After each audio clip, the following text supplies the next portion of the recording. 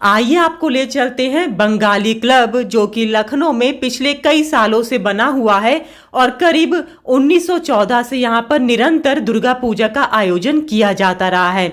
इसी एक कमरे से दुर्गा पूजा की शुरुआत हुई थी, जो आज पूरे देश भर में चर्चा का विषय है।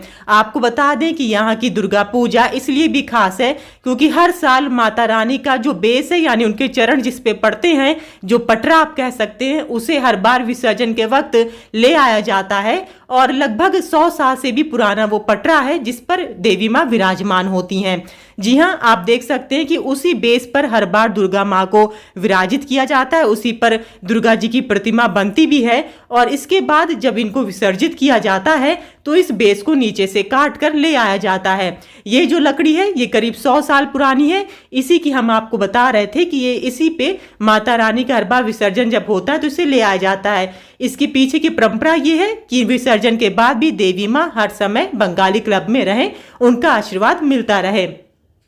इसके अलावा एक खासियत यह भी है कि इस बार दुर्गा पूजा का आयोजन 1 अक्टूबर से यहाँ पे किया जा रहा है। भव्य तरीके से आयोजन होगा और आपको बता दें कि हर साल यहाँ की एक और खासियत है कि जो माता रानी का मुकुट होता है, यानी पिछले साल जो मुकुट माता रानी पहना था उसे भी यहाँ पे रख लिया गया है।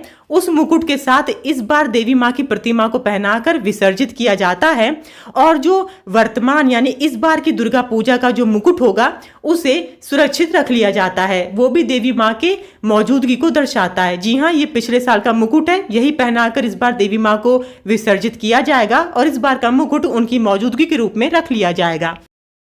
एक्चुअली पूजा स्टार्ट तो हुआ था करीब 1906 से, लेकिन बंगाली क्लब में पूजा हो रहा है। ये अतुल कृष्ण सिन्हा साहब ने इस पूजा को स्टार्ट किया था 1906 में। तो पहले लोग कहते हैं कि 6-7 साल जो है सुंदरबाग, हिवेट रोड और नजरबाग में पूजा हुआ। लखनऊ की सबसे प्रतिष्ठित पूजा है, लखनऊ की सबसे पुरानी पूजा है। जो बेस है जिसमें दुर्गा जी की प्रतिमा बनती है ये 100 साल से ज़्यादा पुराना बेस है। लोग कहते हैं कि 100 साल के ही चला आ रहा है और इसी बेस के ऊपर हम लोग पूजा जो है एवरी ईयर हम लोग प्रतिमा बनती है। जब विसर्जन के समय क्या कहते हैं इसके बेस को हम लोग काट के ले आते हैं और उसी बेस के ऊपर अगले साल फिर से प्रतिमा बनती है। पिछले 2 सालों से जैसे पता है कि कोविड के चलते विसर्जन में बड़ी समस्या होती है, इसलिए हम लोगों ने पिछले 2 साल इसी बंगाली क्लब के प्रेमाइसेस में ही जो है विसर्जन की व्यवस्था कर रखी है कि दुर्गा जी का विसर्जन यहीं पे होता है। क्योंकि विसर्जन और माँ का मुकुट, जो मुकुट है वो पुराने पिछले साल का मुकुट लगा के इस साल हम लोग विसर्जन करते हैं और पुराने जो इस साल का मुकुट है उस मुकुट को और ये बेस को क्लब में इसीलिए रखा जाता है कि जहाँ पे इतने सालों से पूजा हो रहा है, इसका यही एक है कि माँ यहाँ खुद विराजती हैं और उनका यहाँ पे पूजा होता है। तो ये बेस और मुकुट इनका यहीं रहता है। वो दोनों ची नाच एक होता है ढाक के साथ। और इस बार माँ दुर्गा का जो एक गज में आगमन है और जो विदाई है वो नौका में है।